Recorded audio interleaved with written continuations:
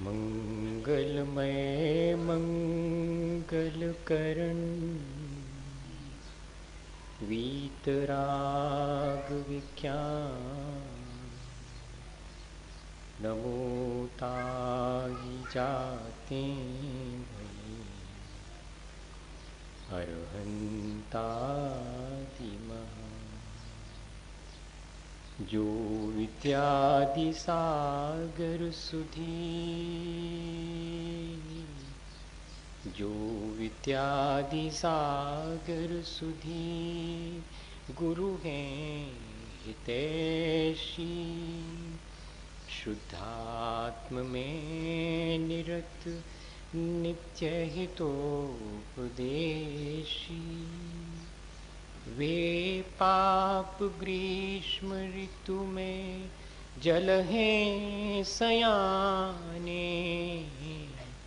पूजूं उन्हें सतत केवल ज्ञान पाने पूजूं उन्हें सतत केवल ज्ञान पाने।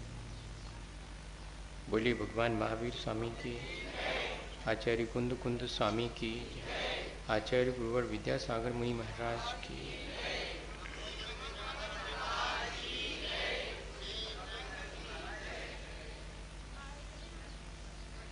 हम सभी लोग अपने जीवन को अच्छा बनाने की प्रक्रिया पर हमेशा की तरह आज भी विचार करने के लिए उत्सुक हैं। वर्तमान में हमारा जीवन, हमारा शिक्षण सब कुछ बुद्धि का है। ये युग बौद्धिक युग है, लेकिन इस युग की पीड़ा भी, तनाव भी सब बुद्धि की ही उपज है। हम सभी लोगों ने उसे ही बहुत अधिक महत्व दिया है। बुद्धिमान हो जाना जीवन की उपलब्धि मानकर हम बैठ गए हैं। वास्तव में ऐसा नहीं है। जीवन की उपलब्धि सिर्फ बुद्धि के द्वारा कुछ बातों का परिचय प्राप्त कर लेना नहीं है। परिचय और ज्ञान में बहुत फर्क है, जानकारी और समझ में बहुत फर्क है। हमारे पास चीज़ों की जानकारी हो सकती है, हम चीज़ों से परिचित हो सकते हैं, लेकिन स्वपर प्रकाशक भेद विज्ञान होना, वास्तव में तो उपलब्धि वही है। लेकिन क्या करें, वातावरण, हमारा अपना पुरुषार्थ, हमारे अपने संचित कर्म, वे सब मिलकर हमें उसी दिशा में ले जा रहे हैं। जो भी एजुकेशन है, जो भी इंस्टीट्यूट्स हैं एजुकेशनल, वे सब भी हमें हमारे बौद्धिक विकास करने में तो सक्षम है, लेकिन हमारे आत्मिक विकास के लिए हमें क्या चाहिए, इसकी पूर्ति वे नहीं कर पाते। वे कर भी नहीं सकते, उनकी लिमिटेशंस हैं। ये हमारा फर्ज है कि हम अपने बौद्धिक विकास के साथ साथ आत्मिक विकास के लिए भी एक अच्छी समझ, एक अच्छा सोच, एक अच्छी दृष्टि अपने जीवन में प्राप्त करें। भेड़ाघाट में लोग घूमने जाया करते हैं, जलप्रपात देखने जाया करते हैं। एक व्यक्ति भी वहाँ जलप्रपात का सौंदर्य देखने के लिए गया था। अकेला था और वो अकेले ही जाना पसंद करता था। टैक्सी में बैठ करके वो वहाँ तक पहुँचा। टैक्सी वाले ने उसे वहाँ तक छोड़ दिया। उसके मन में पता नहीं क्या विचार आया और उसने टैक्सी वाले से कहा कि मैं वैसे भी अकेला ही हूँ, अगर तुम चाहो तो क्या करोगे, यहाँ अकेले टैक्सी में बैठे मेरे साथ ही चलो, देखेंगे जलप्रपात का सौंदर्य। टैक्सी वाले ने इनकार कर दिया, मुझे नहीं जाना, आप जाइए। उसने फिर कहा कि अकेले यहाँ बैठे रहने से तो अच्छा है कि, तो टैक्सी वाला जोर से हंसा और बोला कि पता नहीं मेरी तो ज़िंदगी निकल गई, यहाँ लोग क्या देखने आते हैं, ऐसा कौन सा सौंदर्य है, पर क्या करें, मेरा तो काम है यहाँ तक उनको टैक्सी में बिठा के लाने का, तो लाता हूँ। अरे रखा क्या है वहाँ पर, कुछ थोड़े से पत्थर पड़े हैं, पानी ऊपर से नीचे गिरता है, इसमें कौन सा देखने लायक कोई सौंदर्य। अब बताइए, उसकी अपनी दृष्टि है, उसका अपना सोच है, उसे जलप्रपात का सौंदर्य देखने के लिए कोई भीतर दृष्टि नहीं प्राप्त है। हमारे जीवन में भी यही है, जब तक हमारे भीतर समीचीन दृष्टि नहीं प्राप्त हुई तब तक हम जो भी जानकारी हासिल करते हैं वो सब जानकारी हमारी बुद्धि को संतुष्ट करने वाली है, हमारी चेतना को विकसित करने वाली, या हमें आत्म संतोष और आत्म शांति दिलाने वाली नहीं है। एक चीज सीख ली हमने कि एक ऐसी समझ, एक ऐसा ज्ञान जो हमें आत्म शांति और आत्म संतोष दे, वास्तव में मुझे वो प्राप्त करना चाहिए। और ऐसा ज्ञान प्राप्त करने के लिए जरूरी है कि ज्ञान चारित्र से परिपूर्ण हो, या कि ज्ञान आचरण में परिवर्तित हो जाता हो। आचरण से निकला हुआ ज्ञान और जो स्वयं आचरण में परिवर्तित हो जाए वो ज्ञान, वो हमारे जीवन को आत्म शांति और आत्म संतोष के रास्ते पर ले जा सकेगा। जितना भी तीर्थंकरों ने हमें समीचीन ज्ञान दिया है वो सब आचरण में से निकला हुआ ज्ञान है, और इसी वजह से वो हमारे आचरण में समा जाता है, आचरण में तब्दील हो जाता है, परिवर्तित हो जाता है। ज्ञान आचरण बन जाए वही वास्तविक ज्ञान है। अन्यून्यम अनतिरिक्तम याथा तथ्यम विना च विपरीतात् निस्संदेहम वेदयदाहुस्तज ज्ञानम आगमिनः। जो आगम को जानने वाले हैं, आगम के ज्ञाता पुरुष तीर्थंकर भगवान हैं, उन्होंने किसे ज्ञान कहा है? अन्यून्यम अनतिरिक्तम, विदाउट एडिशन एंड ओमिशन। जैसा स्वरूप वस्तु का है उसे ठीक वैसा ही जानना, याथा तथ्यम एज इट इज। अन्यून्यम, कुछ उसमें से घटाना नहीं, अनतिरिक्तम, अपनी तरफ से उसमें कुछ जोड़ना नहीं। अन्यून्यम अनतिरिक्तम याथा तथ्यम, ये तीन विशेषताएं उस आत्म स्वरूप को जानने के लिए हमें पहले समझ लेनी जरूरी है। जब जब भी मैं अपने उस आत्म शांति के लिए अपने भीतर वो समझ और वो ज्ञान हासिल करने जाऊं, तब मुझे ध्यान रहे कि जैसा कहा गया है, जैसा वस्तु का स्वरूप है, उसमें मुझे कुछ भी हटा करके या कुछ भी जोड़ करके उसे नहीं देखना चाहिए। वर्तमान में हम लोग भगवान की कही गई वाणी में कुछ हटाकर, कुछ जोड़कर और फिर उसका प्ररूपण करते हैं, और इतना ही नहीं, उसी में हम संतुष्ट भी हो जाते हैं। ये बहुत सावधानी की आवश्यकता है कि जब जब भी मैं अपने आत्म कल्याण के लिए ज्ञान हासिल करूं तो वो सिर्फ मेरी बुद्धि को संतुष्ट करने वाला ना हो, मेरे जीवन को परिवर्तित करने वाला हो। और ऐसा ज्ञान वही हो सकता है जो कि जिन्होंने अपने आचरण में उस ज्ञान को परिवर्तित करके अपने उस आचरण से उस ज्ञान को हमें बताया है, उसमें हम अपनी तरफ से कुछ भी न मिलाएं न उसमें घटाएं, जैसा है वैसा का वैसा उसे जाने। घटाते क्या हैं अपन? बहुत सारी चीजें घटा देते हैं जो अपन से होती नहीं है, जो अपन कर नहीं सकते हैं। जैसे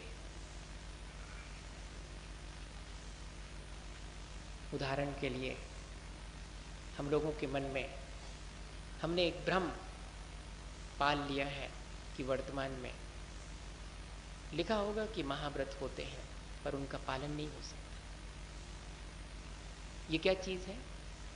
ये पंचम काल के अंत तक एक मुनि, एक आरिका, एक श्रावक, एक श्राविका, यह जो रहने वाली स्थिति है उसको मैंने हटा दिया वहां से और ये कहना शुरू कर दिया कि वर्तमान में संभव ही नहीं, जबकि पंचम काल के अंत तक ऐसा संभव है। ये ओमिशन कहलाएगा, ये न्यून कर देना, उसमें से कुछ चीजें अलग कर देना। या कि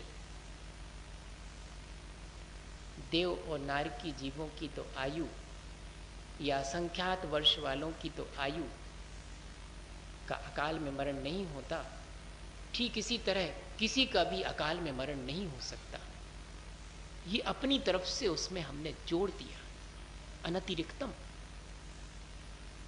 ऐसी बहुत सारी चीजें हैं, बहुत सावधानी की आवश्यकता है। जबकि हम अपने आत्म कल्याण के लिए ज्ञान प्राप्त करने जा रहे हैं, कुछ भी उसमें से जो अपने जीवन में हम पालन नहीं कर सकते हैं उसे हटाएं नहीं, और कुछ भी अपनी तरफ से उसमें जोड़े नहीं। जैसा है स्वरूप वैसा का वैसा हम उसे जाने।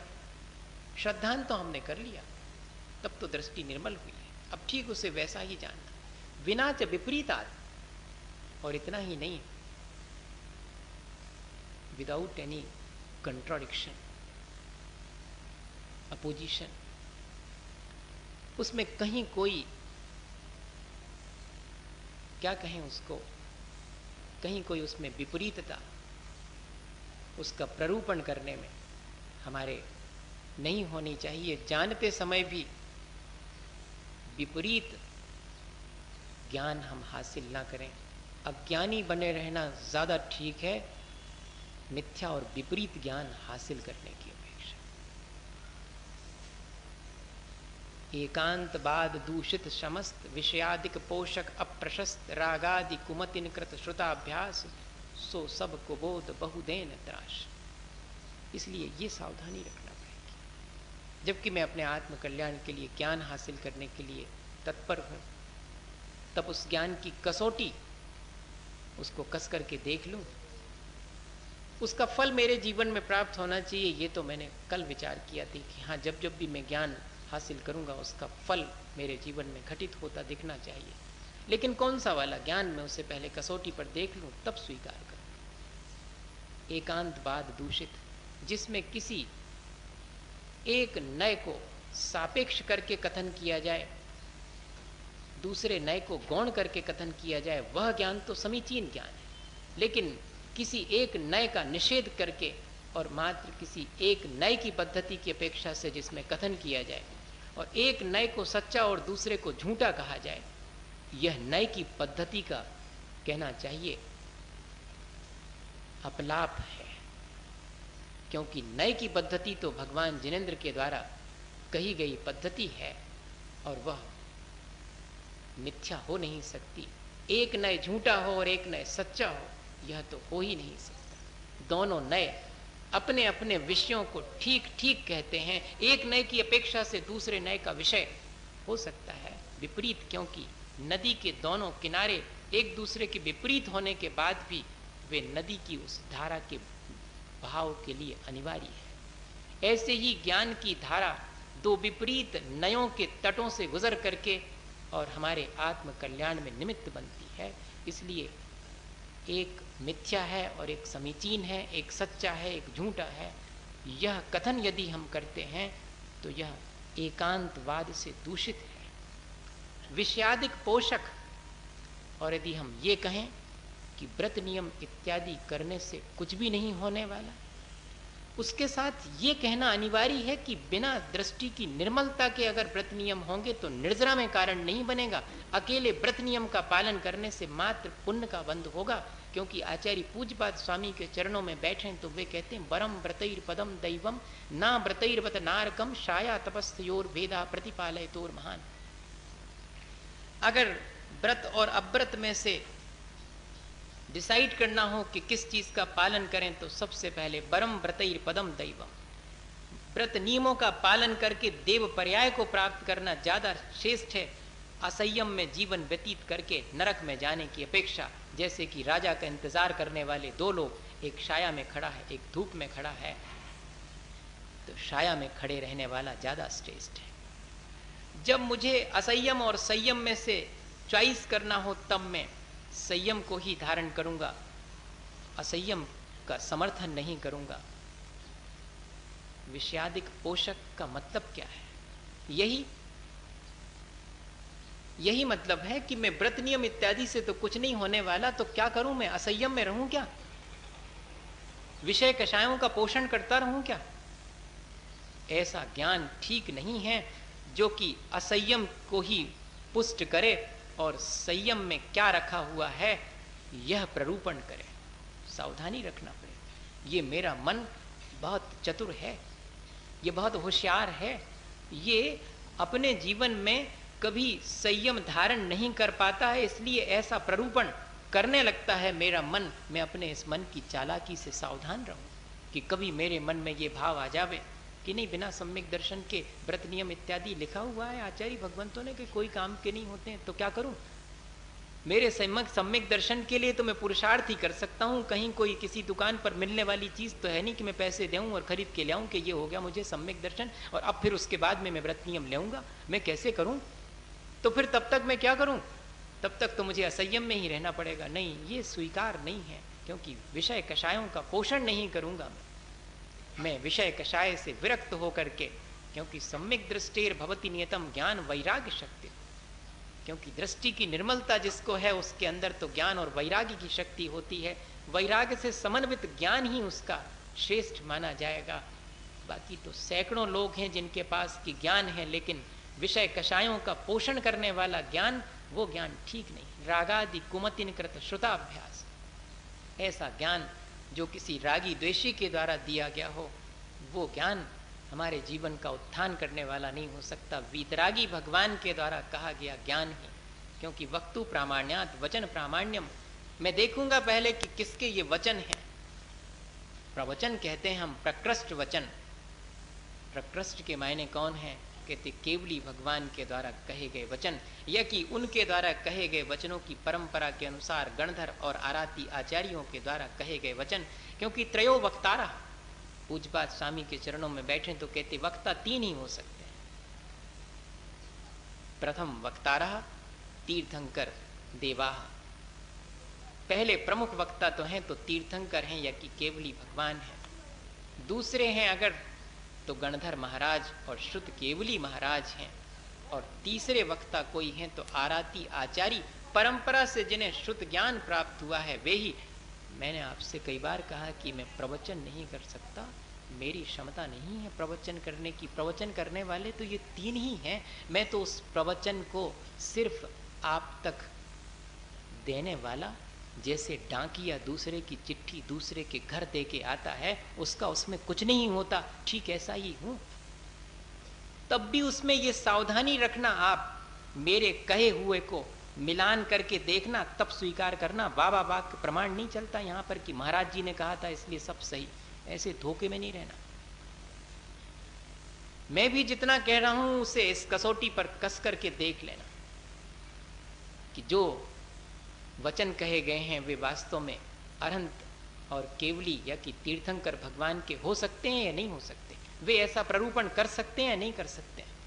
पहले आगम, फिर दूसरे नंबर तर्क और तीसरे नंबर पर गुरु परंपरा और चौथे नंबर स्वसंवेदन ज्ञानेन परीक्षा। इन चार कसौटियों पर परीक्षा कर लेने के बाद फिर उस ज्ञान को अपने कल्याण के लिए मानना, वरना धारणा मत बनाना। बहुत आसान नहीं है ज्ञान हासिल करना। इतनी सारी कसौटियां बना करके रखी हैं ज्ञान के लिए, तब जाकर के वो जो आत्म कल्याण का ज्ञान है वो प्राप्त होता। कोई विरला ही है जो कि उस आत्म ज्ञान को उपलब्ध कर लेता है, वरना द्रव्य शुद्ध को पढ़ने वाले तो सैकड़ों लोग हैं जिनको की पूरी 415 पूरी गाथाएं याद हो सकती हैं आचार्य कुंद कुंद स्वामी की लिखी हुई समय सार जी की, लेकिन जीवन में उसकी अनुभूति, उसका प्रतिस्फुटन वो प्रकट होते हुए दिखाई पड़े। समयम यस्य प्रयोजनम सा सामायिकम, उसके जीवन में वह समय, वह आत्मा की दृष्टि बाहर के कार्यकलापों में प्रकट होती दिखाई पड़े।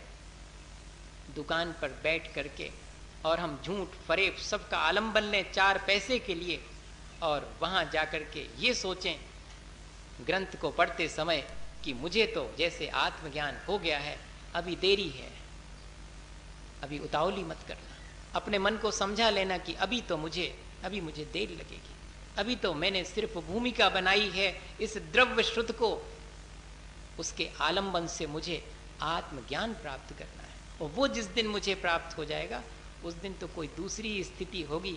जैसे कि एक व्यक्ति कटनी में तय कर लेता है कि वहाँ की घटना है, तय कर लेता है कि मैं रोज 800 रुपये से ज़्यादा की सौदा बेचूंगा नहीं, और जैसे ही 800 रुपये की सौदा बिक जाएगी दुकान पर, न्याय नीति के द्वारा दुकान बंद करके मंदिर पहुंचकर स्वाध्याय करने लगता था। एक दिन ऐसा हुआ कि सिरोपाव लेने के लिए एक व्यक्ति आ गया। सिरोपाव तो जाना सबको ब्याह भाव है, उसमें क्या सब जानती होंगी, जिनका नहीं हुआ उनको भी इतना ज्ञान तो रहता ही है। तो ब्याह से पहले और उससे भेंट करने के लिए चाहिए, और जब सारा सामान निकाला और उसकी कीमत जोड़ी तो 800 रुपये का हुआ, नहीं 400 रुपये का सामान बेचता था वो, हाँ मैं भूल से गलत बोल गया, 400 रुपये से ज़्यादा की सौदा नहीं बेचूंगा, और उसका सामान हुआ 800 रुपये का, तो उसमें से आधा सामान रख के और कहा कि इतना ही दे सकता हूँ। उसने कहा भले आदमी, मैं तो पूरा लेने आया हूँ आपकी दुकान से। उसने कहा आज की तारीख में तो 400 का ही दूंगा, इससे ज़्यादा की सौदा नहीं दूंगा, आपको नहीं चाहिए अन्यत्र कहीं और से ले लें पूरी की पूरी, मैं तो आधी ही दे सकूंगा। ऐसा उसका विचार देखकर, ऐसी निर्लोभ वृत्ति देख करके, और वो बहुत प्रभावित हुआ। उसने कहा लाइए आज आधा दे दीजिएगा, और जैसे ही उसने 400 रुपये का सौदा लिया और वो दुकान से निकले सौदा उठा के, वो कि पहले जी दुकान से बाहर खड़े तारों लें कि निकलो जल्दी लगाएं, और सीधे जाकर के स्वाध्याय करने के लिए और बैठ गए। ज्ञान वास्तव में ऐसा हो। और अगले दिन वो फिर 400 रुपये की सौदा लेने जैसे ही दुकान पे आया तो उसके पैर छू लिए, जय जिनेन्द्र कहा कि बहुत अच्छा ये और ले, और आज तो 5 ही मिनट में मेरा काम हो गया, अब दुकान के वो जो 8 घंटे हैं वो सब धर्म ध्यान में व्यतीत हो जाएंगे। है इतनी निर्लोभ वृत्ति। वास्तव में जो आत्मज्ञान है वो ऐसे ही हमारे भीतर संसार शरीर और भोगों से विरक्ति ला देता है। रहेंगे तो संसार में, लेकिन उस संसार में रचेंगे पचेंगे नहीं। वास्तव में तो या विद्या सा विमुक्ते, वास्तव में तो ज्ञान वो है जो मुझे संसार के प्रपंच से मुक्त करने की प्रेरणा देता रहे। 24 घंटे मुझे वो प्रेरणा उससे मिलती रहे। वरना तो ज्ञान, किताबी ज्ञान, वो जो किताब में है वो तो बहुत लोगों को मालूम है। यहाँ तो हम जिस आत्मज्ञान की चर्चा कर रहे हैं वह आत्मज्ञान तो मेरे पूरे जीवन को परिवर्तित कर देने वाला है। मेरी दृष्टि के परिवर्तन के बाद तो मैंने उसे हासिल किया है।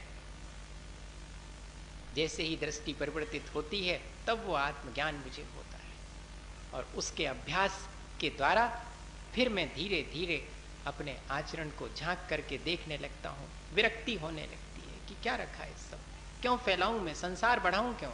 अब जब मैंने जान लिया है सारी चीज़ों को तो संसार बढ़ाऊंगा क्यों। वरना चारित्रहीन का विपुल ज्ञान अंधे के हाथ में लालटेन के समान है। बहुत सावधानी रखना। ऐसा जो आचार्य भगवंतों के द्वारा आत्मज्ञान कहा गया है वो चारित्रवान के हाथ में ही शोभा देता है। लिखा है, ये भी आचार्य भगवंतों ने लिखा है, अरहंते शोभत्ति सम्मतम तेसी मधुगमो नानम सीलम विषय विरागो नानम पुन केरीसम भणितम। इससे ज्यादा और ज्ञान क्या हो सकता है कि मेरे अनंत भगवान के प्रति अपार श्रद्धा उत्पन्न हो गई, आत्म कल्याण के लिए मुझे जो कुछ भी जानना है उसकी रुचि मुझे जागृत हो गई, और सीलम विषय विरागो, और विषयों से विरक्ति मेरे भीतर हो गई। इससे ज्यादा और ज्ञान, नानम केरीसम भणिनम, आप इससे अलावा और ज्ञान किसको कहते हैं? वो जो पोथी में लिखा हुआ उसको कहते हैं, वो जो अक्षर ज्ञान है उसको कहते हैं आप। हम उस अक्षर ज्ञान को ज्ञान नहीं कहते, हम तो ज्ञान उसको कहते जिससे अनंत भगवान के जैसे बनने की इच्छा हमारे भीतर जागृत हो, वैसा ही ज्ञान हमारे जीवन में हो और विषयों से विरक्ति होने लगे। वास्तव में ज्ञान की कसौटी ये है, वरना चारित्रहीन का विपुल ज्ञान अंधे के हाथ में लालटेन के समान है। जैसे अंधे आदमी के सामने सैकड़ों लालटेन जला के रख दी जाएं, वे सब प्रकाश देने वाली लालटेनें हैं, लेकिन उस अंधे आदमी के जीवन में तो ज्यों का त्यों। क्या फर्क पड़ेगा उन पोथियों से, क्या फर्क पड़ेगा? वे सिर पे भी रख ली जाएं तब भी क्या फर्क पड़ने वाला है, अगर जीवन में चारित्र नहीं आया है। ये सावधानी रखने, जब जब भी मेरा मन ज्ञान हासिल करने के लिए कहे तो धीरे से कहें कि अपनी लोलुपता तो छोड़ो, अपने मन को अपना कान पकड़ करके समझाना कि ठीक है, तुम ज्ञान हासिल करने के लिए जा रहे हो, बहुत अच्छा है, तुम्हारा श्रुत का अभ्यास करने का तुम्हारा मन है, पर जरा विषय कषाय में प्रवृत्ति तो कम करनी पड़ेगी, तब जाकर के आत्मज्ञान प्राप्त होगा। वरना विषय कषाय में झंपा पात लेने वाला आत्मज्ञान कर लेगा तो अपना और दूसरे का, दोनों का ही अकल्याण कर सकता है। ये ध्यान रखना, और होते हुए दिखाई पड़ता है। अपने जीवन में झांक के देखें, कितनी ज्ञान की बातें हम जानते हैं, लेकिन काम एक भी नहीं आती सुबह से शाम तक, बल्कि उस ज्ञान के जानने का अहंकार और हमारे जीवन में पैदा हो जाता है, जो हमें और संसार बढ़ाने में कारण बन जाता है। और इतना ही नहीं, उस ज्ञान के चलते हम चतुराई सीख जाते हैं, और फिर कंसोलेशन की आदत हो जाती, फिर अपने को सांत्वना दे लेते हैं कि अरे ये तो दुकान है, दुकान पर तो सब चलता है, ये शास्त्र की गद्दी थोड़ी। तो वो फिर शास्त्र के बैगन और घर के बैगन दोनों का फर्क फिर समझ में आने लगता है। शास्त्र में बैगन छोड़ने की बात कही हो तो शास्त्र में वचनका के दौरान कहेंगे कि बैगन नहीं खाना चाहिए, लेकिन घर में तो जब शास्त्र वचनका के बाद लौटेंगे तो बैगन ही लेकर के आएंगे।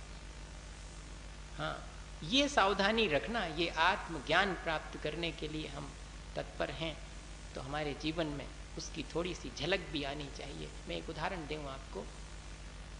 आप ऐसा तो नहीं सोच रहे हैं कि मैं कोई उलाहना दे रहा हूँ, नहीं, आप बस इतना भर मान के चलिएगा कि उलाहना देना भी होगा तो अपने आप को ही दूंगा कि कितनी चतुराई सीख गया हूँ, कितना ज्ञान प्राप्त करके चतुर हो गया हूँ, सब चीज़ें जानता समझता हूँ पर करता एक भी नहीं हूँ। इतना ही अपने मन को कहें अपन, किसी और से कहने थोड़ी जाना है भैया कि तुम ऐसो करत, तुम उसो करत, तो जानत हो, नहीं, किसी से नहीं कहना, अपने से कहना है कि मैं इतना तो जानता हूँ, करता क्या हूँ। जिन विषय कषायों को संसार का कारण जानता हूँ, जिन पर मेरा विश्वास भी है जिनेंद्र भगवान की वाणी पर, और उन्हीं विषय कषाय के प्रति मैं जरा भी विरक्त नहीं हो पाता हूँ, कम से कम मेरी आसक्ति में थोड़ी तो कमी आवे, मेरे राग देश में थोड़ी कमी तो आवे, मेरे आचरण में थोड़ी सी विशुद्धि तो बढ़े, सदाचरण तो हो कम से कम, जो एक जैन कुल में उत्पन्न होने के लक्षण हैं कि जिनेंद्र भगवान के दर्शन के बिना जीवन शुरू नहीं करेंगे, पानी छान करके पिएंगे, रात्रि में भोजन का सर्वथा त्याग कर देंगे। कम से कम इतना सदाचरण मेरे जीवन में आए तो।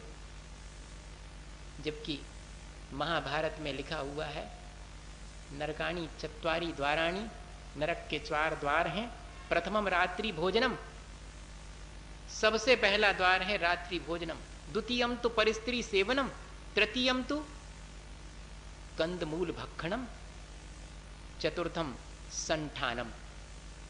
रात्रि भोजन करना पहला नरक का द्वार, महाभारत में लिखा। परिस्त्री सेवन करना या दूसरे पर अपनी आंख खोटी करना, ये दूसरा नरक का द्वार। कंदमूल, आलू, मूली, गाजर, गोभी, ये सब चीजें, ये सब कंदमूल हैं, अंडरग्राउंड रूट्स और स्टेम्स, इनका भक्षण करना ये तीसरा। और संठानम, वर्षों का पड़ा हुआ अचार खाना, सबके घर में रखा होगा, बाजार में आने लगा पैक डिब्बा बंद, वही ठीक लगता है। ये इतना भी सदाचरण, इतना ज्ञान होने के बाद भी मेरे मन की चालाकी तो देखो, इतना जानकार होकर के भी और इन सब चीजों के प्रति मेरी आसक्ति नहीं घटी, और मैं अपने को जानकार कहता हूं, अभी जानकार हुआ नहीं। अब आज तो अपने आप को अज्ञानी ही कहूंगा कि मुझ में और एक अज्ञानी।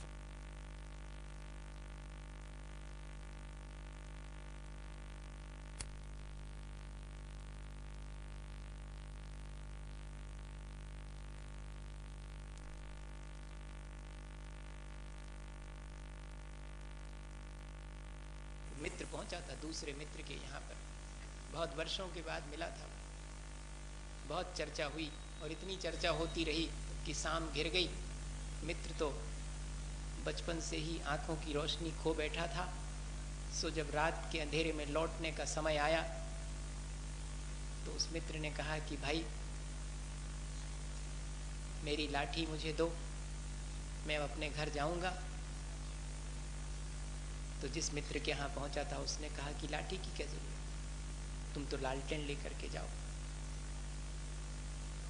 ऐसा सुनते ही उस प्रज्ञा चक्षु सूरदास मित्र ने धीरे से कहा कि तुम मेरे मित्र होकर के भी मेरा मजाक उड़ाना चाह रहे, मैं लालटेन का करूंगा क्या, मुझे तो दिखाई ही नहीं देता, मेरी तो लाठी दे दो, मैं ठक ठक करते हुए इशारा करके लोगों को चले जाऊंगा कि अंधा आदमी हूं, कोई मेरे से टकरा मत जाए। मित्र ने कहा कि नहीं नहीं, तुम अभी जानते नहीं हो, लालटेन मैं तुम्हारे लिए थोड़ी दे रहा हूं, मैं तुम्हारे साथ मजाक करूंगा ऐसा हो सकता है?